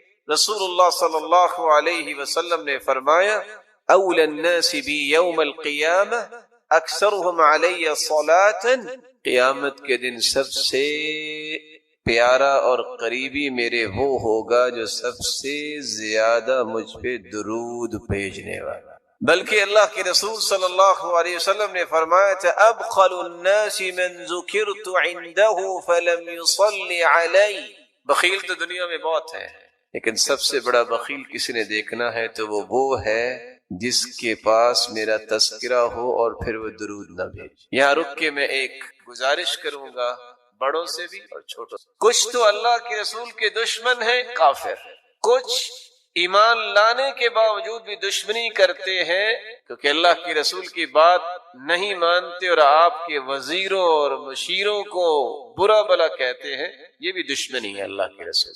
اور کچھ لوگ چاہتے نہ چاہتے بھی بخیلی کر جاتے ہیں اور بخل کرنے والوں کے صف میں کھڑے ہو جاتے ہیں اور اپنے آپ کو نیک بھی کہتے ہیں۔ آپ پوچھیں گے وہ کیسے؟ اپنا نام آئے گا تو 4 سابقے 4 لاحقے، ایم اے پاس ہے، بی اے پاس ہے اور یہ ماسٹر کیا ہے، یہ ایم فل کیا ہے، پی ایچ ڈی کی ہے، اس کے بغیر نام لکھنا بولنا سننا پسند ہی نہیں ہے۔ سرتاج رسول صلی اللہ علیہ وسلم کا نام آئے گا تو کیا ڈال دیں گے؟ صاد، بخیل ہے۔ تیری زبان کی سب سے بڑی سعادت یہ ہے، تیرے قلم کی سب سے بڑی سعادت یہ ہے اس زبان کی نوک پہ بھی آئے محمد الرسول اللہ صلی اللہ علیہ وسلم. اس سے بڑی سعادت کیا ہے قلم کی؟ وہ ساری دنیا کی باتیں لکھ لے، اللہ کے ذکر کے بعد محمد مصطفیٰ کا نام آئے تو صلی اللہ علیہ وسلم نہ کہے، سعادت کیسے؟ خوش بختی ہے. تمہیں بات اگلی کرنے سے پہلے ایک وعدہ لینا چاہوں گا، اور اگر اس وعدے پہ ہم سب پختہ ہو جائیں تو آج کی مجلس اس کا فائدہ ثابت ہو جائے گا. کون ہے جو آج کے بعد جب بھی لکھے گا وہ صاد یا صل عام نہیں لکھے گا بلکہ پورا لکھا کرے گا صلی اللہ علیہ وسلم؟ کون کون وعدہ کرتا؟ آپ اہل علم ہیں، آپ کو ان باتوں کا خیال کرنا چاہیے. کچھ لوگ سارا کچھ لکھیں گے، بسم اللہ الرحمن الرحیم نہیں لکھیں گے، 786 لکھ لیں گے. ان مسکینوں سے پوچھو 786 بنتا کیسے ہے؟ ابجد حوض حقی کو بھی نکالیں تو 786 بنا کے دکھائے. عادات کا علم جو ہے اس میں بھی دیکھیے. پھر اللہ عز و جلال کے نام میں بخل. دنیا میں کسی سے محبت ہو تو اس کے تذکرے نہیں زبان پہ ختم ہوتے، تو رب تعالی جو خالق و مالک ہے اس کا نام مبارک لیتے وقت جو کہے کہ 786، یہ وہ رویے ہیں جو بتاتے ہیں کہ اللہ عز و جلال کی عظمت سے متعارف شخص نہیں ہے. آپ صلی اللہ علیہ وسلم نے فرمایا، صحیح ترغیب کی روایت ہے 1675، کل دعاء محجوب حتی یصلی علی محمد. ہر دعا روک دی جاتی ہے، وہ پہنچتی نہیں آسمانوں تک جس میں درود نہیں ہوتا. بلکہ حسین ابن علی کی روایت ہے صحیح ترغیب کی 1681، من ذکرت عنده فخطئ الصلاة علی خطئ طریق الجنہ. جس شخص کے پاس اللہ کے رسول صلی اللہ علیہ وسلم کا تذکرہ کیا جائے وہ درود پڑھنا بھول جائے، وہ پڑھنا بھولا نہیں، جنت کا راستہ بھول. یہ ہمارا موقف ہے. اس پہ کوئی اشکال ہے تو کوئی بتائے. ہمارا تو موقف ہے دعا ہی قبول نہیں ہوتی، دعا چڑھتی نہیں، وہ جنت کا راستہ ہی بھول جاتا ہے. کون کہتا ہے کہ قرآن و سنت کی بات کرنے والے درود کے منکر ہیں؟ یہ صرف حاسد اور ناقد جو ہے جس کے پاس کوئی دلیل نہیں بنتی تو پھر وہ تانے دیتا ہے. تان و تشنیع کرنے والے کبھی بھی فلاح نہیں پاتے. اللہ کے رسول صلی اللہ علیہ وسلم پر درود بھیجنا یہ ہر مسلمان کی سب سے بڑی سعادت ہے. اللہ جلال کے ذکر آپ صلی اللہ علیہ وآلہ وسلم کی محبت کا یہ تقاضا کہ آپ پر درود پڑھا جائے. اس کے بارے میں ایک ضروری بات سمجھنے والی ہے. کتنے لوگ ترجمہ کرتے ہیں ان اللہ و ملائکتہ یصلون علی النبی، ان اللہ و ملائکتہ، بے شک اللہ ذو جلال اور اس کے فرشتے. جو بیٹھ کے نوافل پڑھتا ہے اس کو آدھا ثواب ملتا ہے. تو میں چیک کروں کہ آپ بیمار تو نہیں جو بیٹھ کے پڑھ رہے ہیں. تو آپ علیہ السلام فرمایا میں بیمار نہیں ہوں لیکن میں تم لوگوں کی طرح نہیں ہوں، مجھے اللہ تعالیٰ بیٹھ کے بھی مکمل نماز کا ثواب عطا فرماتا ہے. یہ آپ کی خصوصیت ہے. جیسا کہ صحیح بخاری اور مسلم میں آتا ہے کہ نبی علیہ السلام نے فرمایا کہ ہم انبیاء کی آنکھیں سوتی ہیں، دل جاگتا رہتا ہے. نبیوں کے وضو نہیں ٹوٹتے سونے. سیدہ عائشہ کہتی ہیں کئی بار نبی علیہ السلام یعنی نوافل پڑھ کے تہجد کے لیٹتے، میں آپ کے خراٹوں کی آواز بھی سن، پھر اٹھ کے اسی طریقے سے نماز کے لیے چلے جاتے. تو میں کہتی یا رسول اللہ وضو؟ تو فرمایا کہ ہمارے دل جاگتے رہتے ہیں، آنکھیں سوتی ہیں. تو وضو کے ٹوٹنے نہ ٹوٹنے کا احساس انبیاء کو نیند میں بھی ہو جاتا ہے. ان کی غفلت ویسی نہیں ہوتی جس طرح کی ہماری ہوتی. تو یہ نبی علیہ السلام کی خصوصیت. تو چونکہ آپ علیہ السلام خود کہہ رہے ہیں کہ کھڑے ہو کے پڑھنا پورا ثواب ہے، بیٹھ کے آدھا ہے، تو لہٰذا اب اس کی پلی نہیں لینی چاہیے. ہم تو الحمدللہ کھڑے ہو کے پڑھتے ہیں نوافل کو، ظاہر پورا ثواب کمانا چاہیے. یہ بہت بڑی ایک فضیلت ہے. اور اس کی فضیلت سن لیں. سنن دارمی کے اندر حدیث ہے صحیح سند کے ساتھ.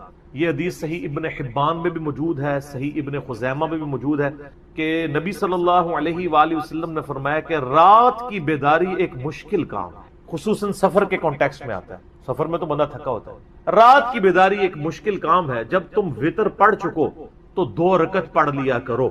اگر رات کے آخری پہر تمہاری آنکھ نہ بھی کھلی تو اللہ تعالیٰ تمہیں رات کے آخری پہر اٹھ کے جو نماز پڑھنے کا ثواب ہے وہ عطا فرما دے گا. سبحان اللہ، کتنی بڑی آسانی ہے.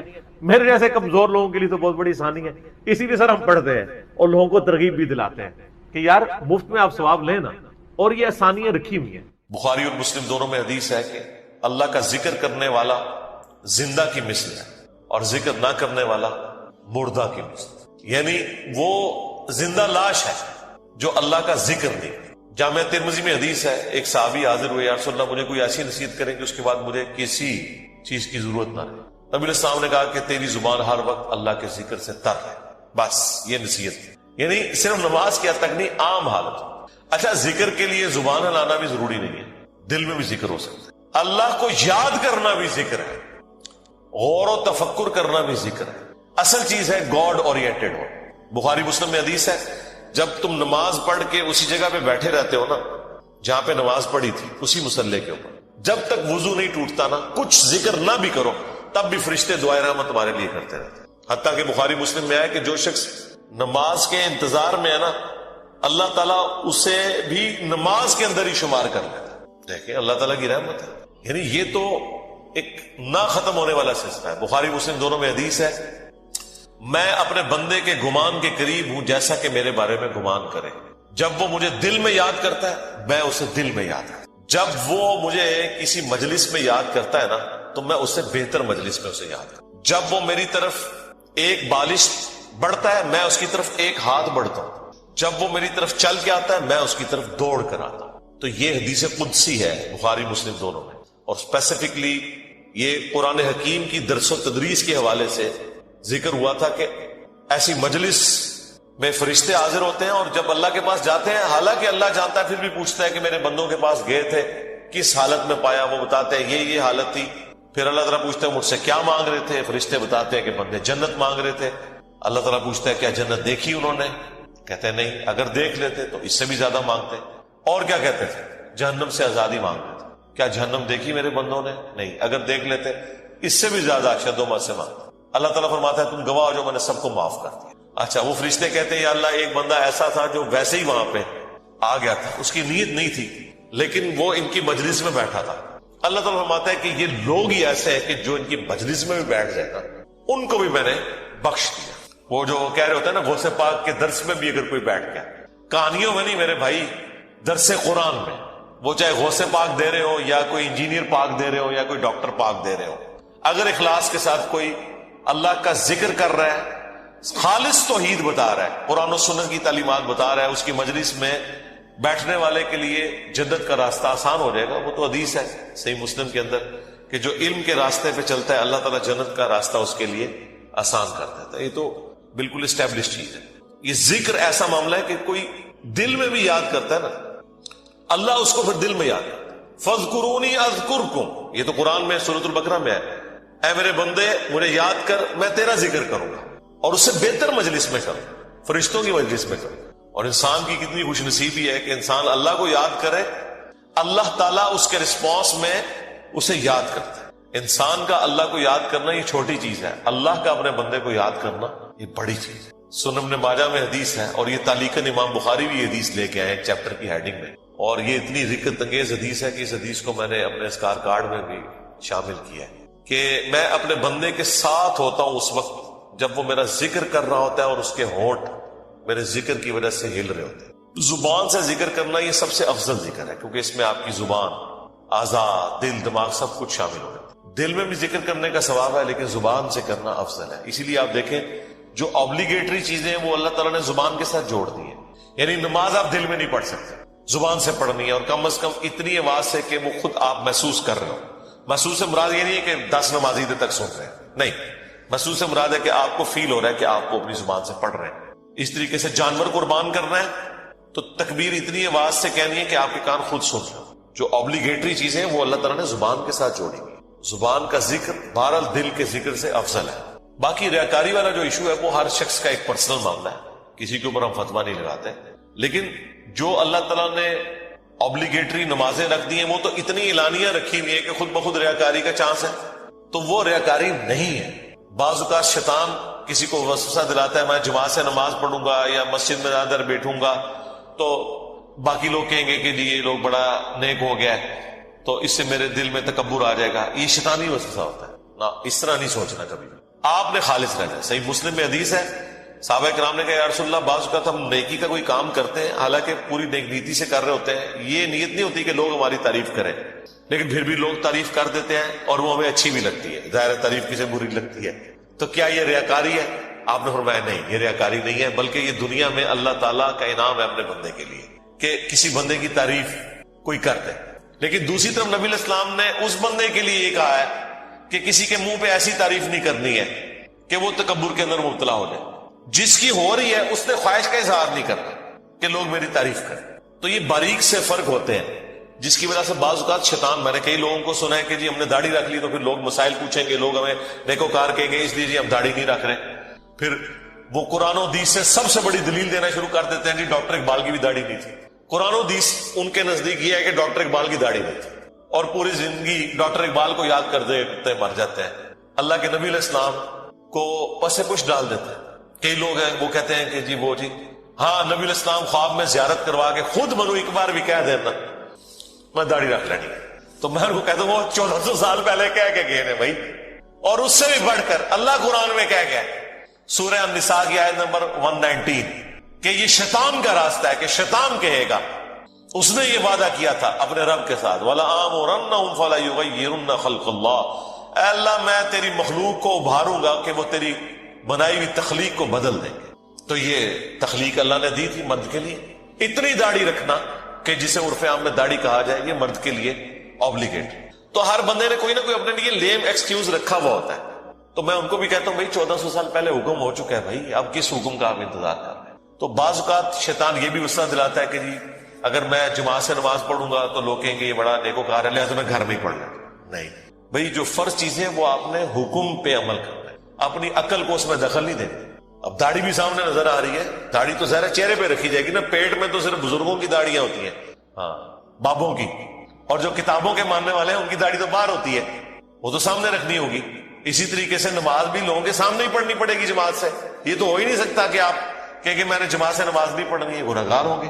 یہ مرد کے لیے میں کہہ رہا ہوں، عورت تو ظاہر ہے اس کے لیے تو حکم ڈفرینٹ ہے. تو یہ چیزیں اللہ تعالیٰ نے اپنی یاد کے لیے دیکھیں کتنے الارمز فٹ کیے ہوئے ہیں، ہمیں کتنے سگنل پورے دن میں ملتے ہیں. انسان اللہ تعالیٰ سے اپنے آپ کو بے نیاز کر ہی نہیں سکتا. میں ایک ہسٹری چینل کے اوپر یا نیشنل جغرافک پہ ایک ڈاکومنٹری دیکھ رہا تھا. ایک کوئی نان مسلم تھا تو وہ مختلف مسلمان اسکالرز کے پاس نا امریکہ میں انٹرویو کرنے جا رہا تھا کہ ہمیں آپ ریلیجن کے بارے میں بتائیں، اسلام کیا ہے. تو وہ امریکہ میں ایک شیعہ عالم تھے، ینگ تھے. اس سے جب اس نے سوال کیا نا کہ اسلام کیا ہے تو اس نے کہا اسلام خدا کے گرد سینٹرڈ ہے، بس کہ ہر وقت خدا آپ کے سامنے ہونا چاہیے. یہ اسلام کی بیسک ڈیفینیشن. واقعی اس طرح یہی بات ہے. اسلام کیا ہے؟ ٹو سبمٹ یور ول، اللہ کے سامنے سر تسلیم خم کرنا. اچھا اب یہ بات مجھے بھی پتا، لیکن جب میں نے اس بندے کے منہ سے یہ بات سنی نا پھر میں نے غور کرنا شروع کیا. اس نے کہا کہ ہر وقت اللہ آپ کے سامنے ہونا چاہیے. تو پھر میں نے سوچا واقعی یار اسلام تو ہے ہی سینٹرڈ اراؤنڈ گاڈ ہے. صبح سے لے کر شام تک ہر چیز خدا کے گرد گھومتی ہے. صبح اٹھ کے آپ پہلا جملہ کیا بولتے ہیں؟ الحمدللہ الذی احیانا بعد ما اماتنا والیہ النشور. تمام تعریفیں اس اللہ کے لیے جس نے مرنے کے بعد مجھے دوبارہ سے زندہ کر لیا اور میں نے لوٹ کے اسی کی طرف جانا ہے. آخرت کا ذکر بھی ساتھ لے.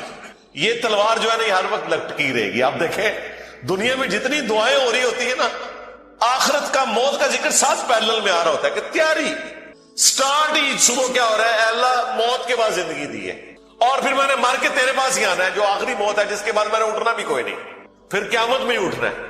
یہ سٹارٹ ہو رہا ہے. نماز پڑھیں گے وہ تو ذکر کی اعلیٰ ترین چیز، واقعی میں صلاۃ لذکری، میری یاد کے لیے نماز کو قائم رکھنا.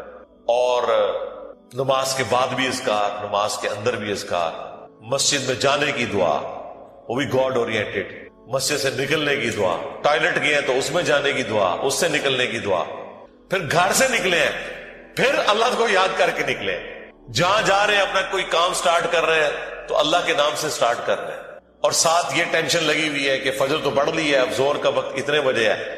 اپنے آپ شیڈیول کو سیٹ کرتے ہیں تاکہ میں جماعت سے نماز پڑھ سکوں. تو بس جو یہ شیڈیول طے کر رہا ہے نا وہ بھائی فجر سے لے کے زور تک نماز کی حالت میں ہے، کیونکہ وہ نماز کے انتظار میں بیٹھا ہے.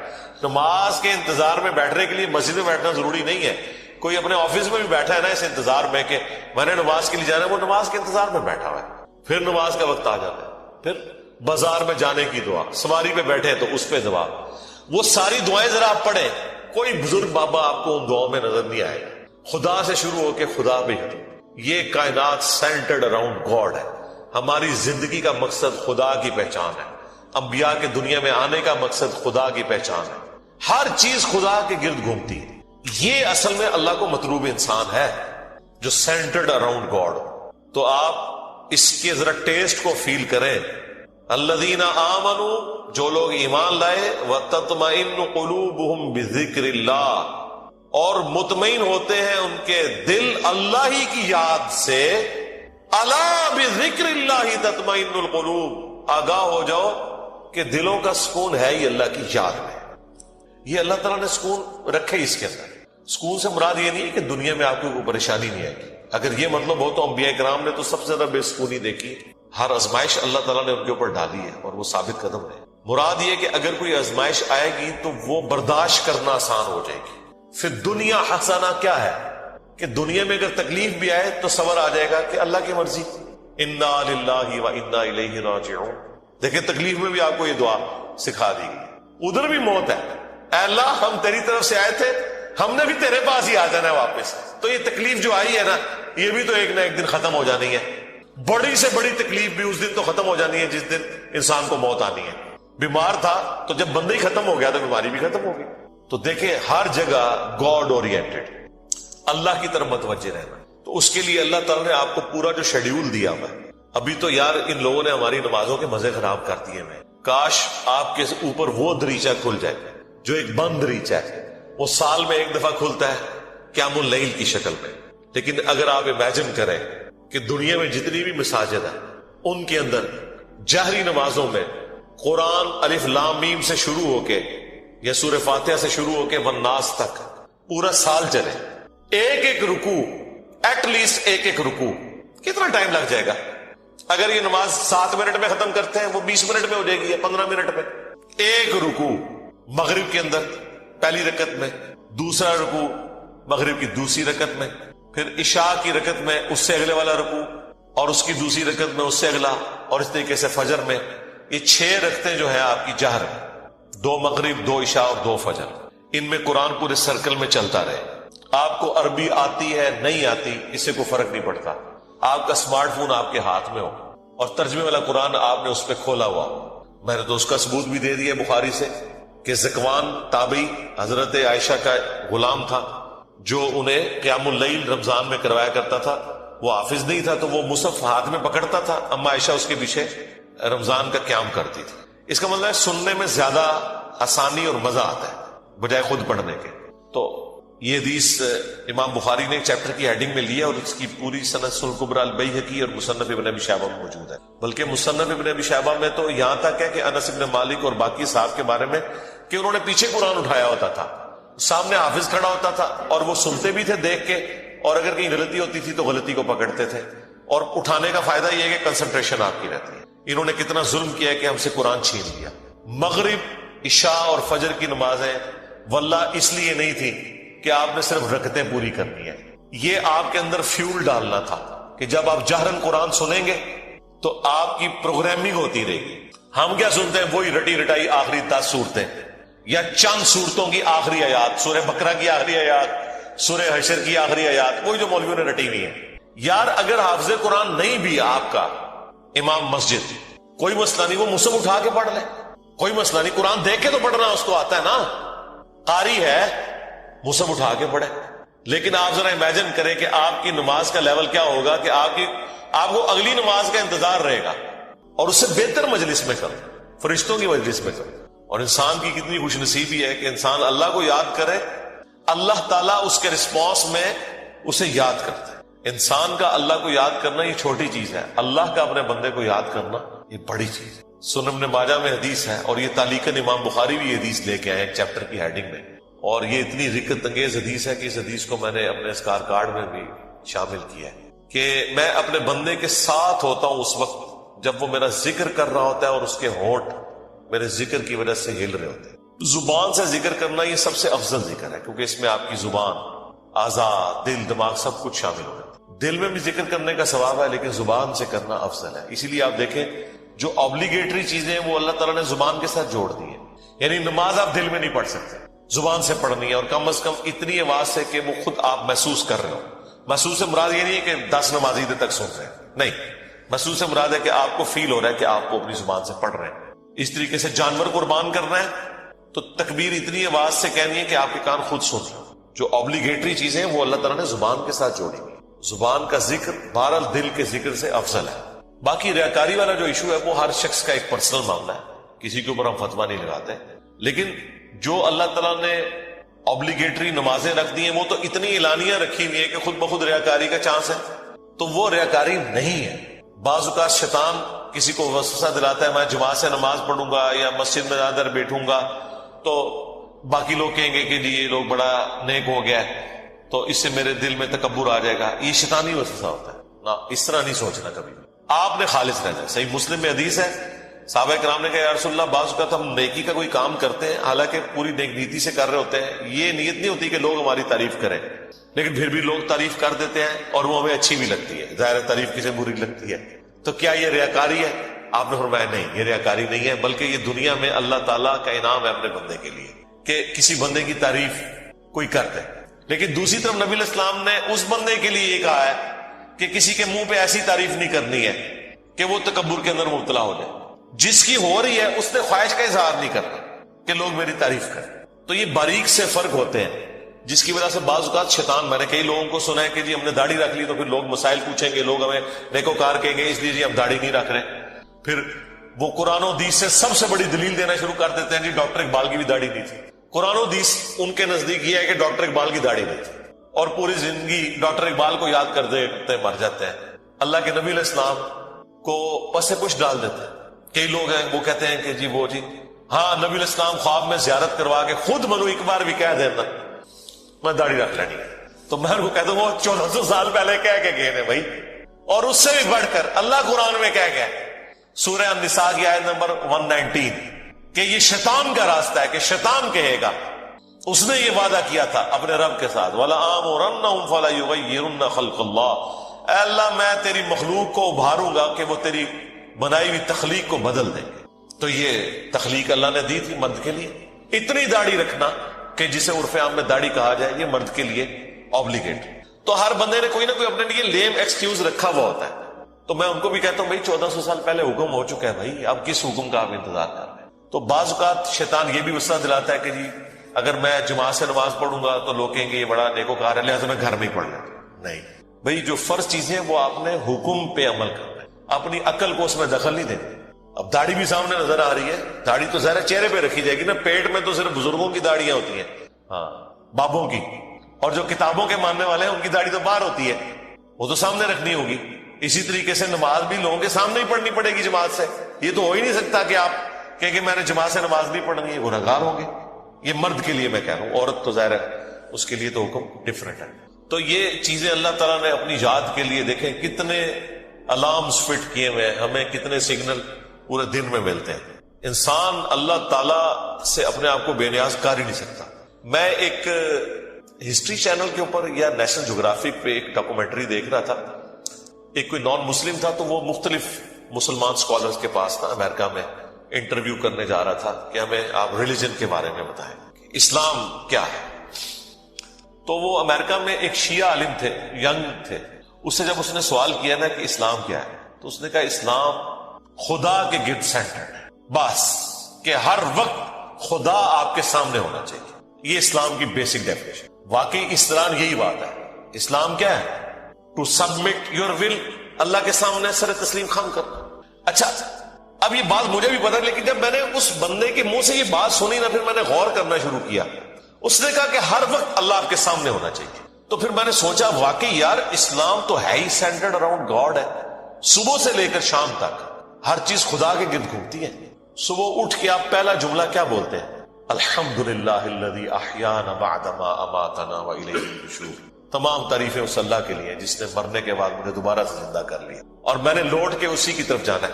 آخرت کا ذکر بھی ساتھ میں، یہ تلوار جو ہے نا یہ ہر وقت لٹکی رہے گی۔ آپ دیکھیں دنیا میں جتنی دعائیں ہو رہی ہوتی ہیں نا، آخرت کا موت کا ذکر ساتھ پیرلل میں آ رہا ہوتا ہے کہ تیاری سٹارٹ ہی صبح کیا ہو رہا ہے، اے اللہ موت کے بعد زندگی دی ہے اور پھر میں نے مر کے تیرے پاس ہی آنا ہے جو آخری موت ہے جس کے بعد میں نے اٹھنا بھی کوئی نہیں، پھر قیامت میں ہی اٹھنا ہے۔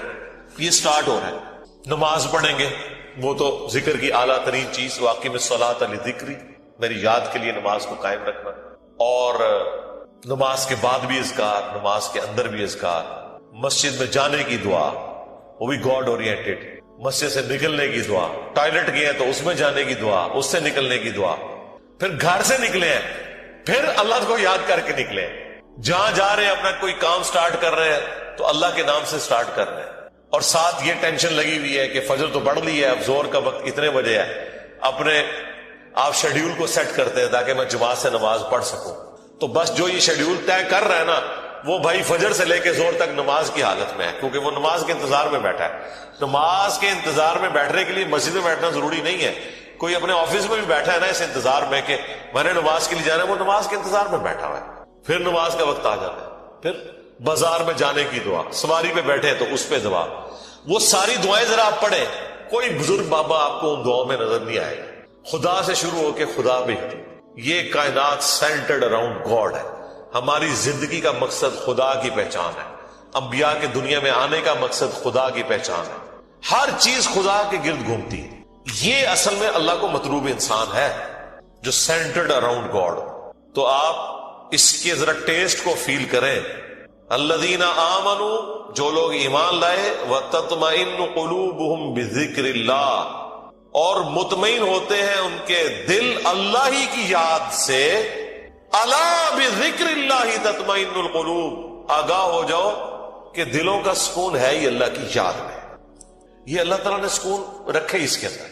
سکون سے مراد یہ نہیں ہے کہ دنیا میں آپ کو کوئی پریشانی نہیں آئے گی. اگر یہ مطلب ہو تو انبیاء کرام نے تو سب سے زیادہ بے سکونی دیکھی. ہر آزمائش اللہ تعالیٰ نے ان کے اوپر ڈالی ہے اور وہ ثابت قدم ہے. مراد یہ کہ اگر کوئی آزمائش آئے گی تو وہ برداشت کرنا آسان ہو جائے گی.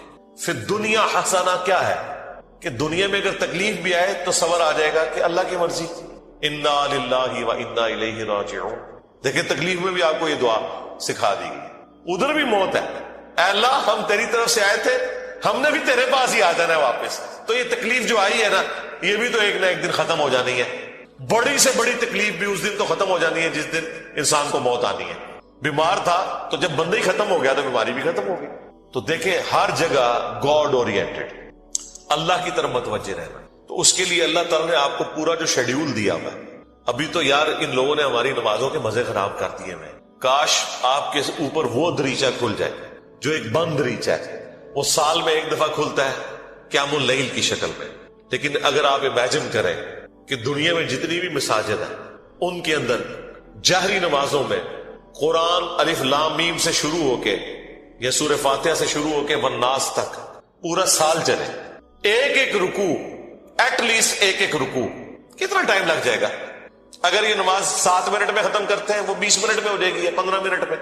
ایک رکوع مغرب کے اندر پہلی رکعت میں, دوسرا رکوع مغرب کی دوسری رکعت میں, پھر عشاء کی رکعت میں اس سے اگلے والا رکوع, اور اس کی دوسری رکعت میں اس سے اگلا, اور اس طریقے سے فجر میں.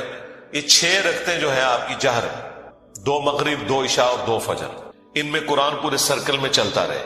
آپ کو عربی آتی ہے نہیں آتی اس سے کوئی فرق نہیں پڑتا. آپ کا اسمارٹ فون آپ کے ہاتھ میں ہو اور ترجمے والا قرآن آپ نے اس پہ کھولا ہوا. میں نے تو اس کا ثبوت بھی دے دیا بخاری سے کہ ذکوان تابعی حضرت عائشہ کا غلام تھا جو انہیں قیام اللیل رمضان میں کروایا کرتا تھا. وہ حافظ نہیں تھا تو وہ مصحف ہاتھ میں پکڑتا تھا, اما عائشہ اس کے پیچھے رمضان کا قیام کرتی تھی. اس کا مطلب ہے سننے میں زیادہ آسانی اور مزہ آتا ہے بجائے خود پڑھنے کے. تو یہ حدیث امام بخاری نے ایک چیپٹر کی ہیڈنگ میں لیا اور اس کی پوری سند الکبری البیہقی اور مصنف ابن ابی شیبہ میں موجود ہے. بلکہ مصنف ابن ابی شیبہ میں تو یہاں تک ہے کہ انس بن مالک اور باقی صاحب کے بارے میں کہ انہوں نے پیچھے قرآن اٹھایا ہوتا تھا, سامنے حافظ کھڑا ہوتا تھا اور وہ سنتے بھی تھے دیکھ کے, اور اگر کہیں غلطی ہوتی تھی تو غلطی کو پکڑتے تھے. اور اٹھانے کا فائدہ یہ ہے کہ کنسنٹریشن آپ کی رہتی ہے. انہوں نے کتنا ظلم کیا ہے کہ ہم سے قرآن چھین لیا. مغرب عشاء اور فجر کی نمازیں واللہ اس لیے نہیں تھی کہ آپ نے صرف رکعتیں پوری کرنی ہے, یہ آپ کے اندر فیول ڈالنا تھا کہ جب آپ جہرن قرآن سنیں گے تو آپ کی پروگرامنگ ہوتی رہے گی. ہم کیا سنتے ہیں, وہی رٹی رٹائی آخری 10 صورتیں یا چند صورتوں کی آخری آیات, سورہ بقرہ کی آخری آیات, سورہ حشر کی آخری آیات, وہی جو مولویوں نے رٹی ہوئی ہے. یار اگر حافظ قرآن نہیں بھی آپ کا امام مسجد, کوئی مسئلہ نہیں, وہ مصحف اٹھا کے پڑھ لے, کوئی مسئلہ نہیں, قرآن دیکھ کے تو پڑھنا اس کو آتا ہے نا, قاری ہے, مصحف اٹھا کے پڑھے. لیکن آپ ذرا امیجن کریں کہ آپ کی نماز کا لیول کیا ہوگا کہ آپ کو اگلی نماز کا انتظار رہے گا کہ بھئی, اور آپ یہ کوشش کریں گے کہ آپ کی نماز نہ چھوٹے, وہاں سے رکوع اگلا سٹارٹ. بلکہ میں تو کہتا ہوں گورنمنٹ لیول پہ یہ ہونا چاہیے کہ ایک اجتماعی نظم کوئی قائم کرے اجتماعی نظم ہو، پورے ملک میں عید کی رات کو اگلا قرآن سٹارٹ ہو جائے، گورنمنٹ کی طرف سے شیڈیول ہو کہ بھئی اب یہ اگلا قرآن سٹارٹ ہو گیا، اتنے رکوع ہیں، 6 رکوع کور ہوتے ہیں نا، اگر آپ 6 جہرن رکھتے رہیں تو آلموسٹ کوئی 520 کے قریب رکوع بنتے ہیں، ان کو ڈیوائڈ کر لیں تو پورے ملک کے اندر ختم قرآن بھی ایک ہی دن ہو رہا ہو، شمسی اعتبار سے رکھ لیں، تاکہ کوئی شخص دوسرے شہر میں بھی چلا گیا اسے یہ یقین ہو کہ ہاں جی میں فلاں مسجد میں جاؤں گا تو شیڈیول ایک ہی چل رہا ہے۔ یہ ہم نے دنیاوی کئی معاملات میں اپنے آپ کو مینج کیا ہوا ہے اس طریقے سے۔ دیکھ لیں KFC آپ امریکہ سے کھائیں، آپ سعودیہ سے کھائیں، آپ جیلوں میں بیٹھ کے کھائیں، آپ کی آنکھوں میں پٹی بندھی ہوئی ہو، آپ کھا کے بتا دیں گے کہ آپ KFC کا چکن کھا رہے ہیں، اس سے قطع نظر کہ آپ دنیا میں کہاں بیٹھے ہوئے، 66,000 آؤٹ لیٹس ہیں ان کی دنیا میں۔ یہ بھی پرانا فگر ہے، اب تو پتہ نہیں اس سے زیادہ ہی نہ ہوگی ہو، ایک ذائقہ دیا نا پوری دنیا کے ضرور میں۔ اس طرح کے کئی شیڈیول ہیں، اور اگر یہ تھوڑی سی ایفرٹ پٹ کر لی جائے تو سرکار آپ کو کوئی اپنے بچوں کو توحید سکھانے کی ضرورت نہیں ہے، توحید خود بخود وہ سیکھ جائے گے، پورے دورہ قرآن بھی نہیں ہوگا، انہیں پتا چل جائے گا کہ سب کچھ فراڈ چل رہا ہے، قرآن تو کوئی اور ہی بات کرتا ہے۔ یہی وجہ ہے کہ جو غیر مسلم ملکوں میں لوگ جاتے ہیں نا، وہاں جب ان کا نان مسلم لوگوں سے واسطہ پڑتا ہے تو پھر ان کو بھی تھوڑی شرم آتی ہے کہ یار وہ جب پوچھتے ہیں ہاں جی اسلام کیا ہوگا تو ہم تو پتہ ہی کچھ نہیں، پھر قرآن ترجمے سے پڑھتے ہیں تو آپ دیکھتے ہیں کہ یہاں داڑھی بھی نہیں ہوتی، وہاں سے داڑھی بھی رکھ کے آ جاتے ہیں، نماز بھی شروع کر دیتے ہیں، قرآن بھی پڑھ لیتے ہیں اور گمراہ بھی ہو جاتے ہیں۔ یعنی ادھر والوں کی نظر میں وہ کہتے ہیں ارے یہ کیا کہانیاں تم لوگوں نے، دین قرآن میں تو یہ کچھ اور لکھا ہوا ہے۔ تو اگر یہ شیڈیول گورنمنٹ کر دے، یہ کوئی مشکل کام ہے مجھے بتائے؟ چلے پردہ رکھنے کے لیے اگر کوئی جعلی حافظ بھی ہے، گورنمنٹ کہہ دے کہ ٹھیک ہے جی مصحف اٹھائیں، مصحف اٹھا کے پڑھیں، پردے کا پردہ رہ جائے گا۔ اگر کسی کو یہی ہے کہ میں تو حافظ بن کے یہاں بھرتی ہوا تھا، ہے کوئی نہیں تھا، کوئی مسئلہ نہیں ہے، مصحف اٹھا کے پڑھیں، پیچھے بھی لوگ ایئر فلائٹ موڈ میں دیکھیں اور ترجمے والا قرآن کھولیں، جب قرات ہو رہی ہوتی ہے اتنا آپ کو ٹائم مل جاتا ہے کہ آپ عربی اور نیچے ترجمہ بھی دیکھ سکتے ہیں۔ ویسے آپ اگر کوشش کریں نا کہ میں 6 رکوع روز کے ایک جگہ بیٹھ کے ترجمے سے پڑھوں، پھر پڑھ بیٹھے دوسری، کوئی نہ کوئی کام آپ کے آڑے آ جائے گا، کوئی نہ کوئی مصروفیت آڑے آ جائے گی۔ اسی لیے اللہ تعالیٰ نے اس کو نماز کا حصہ بنایا ہے۔ یہ لوگ پوچھتے ہیں کہ جی جہرن نمازیں کیوں ہیں؟ لو سن لو پھر اس واسطے کہ جہرن کہ قرآن کے ذریعے پروگرامنگ آپ کی ہوتی رہے، آپ قرآن سن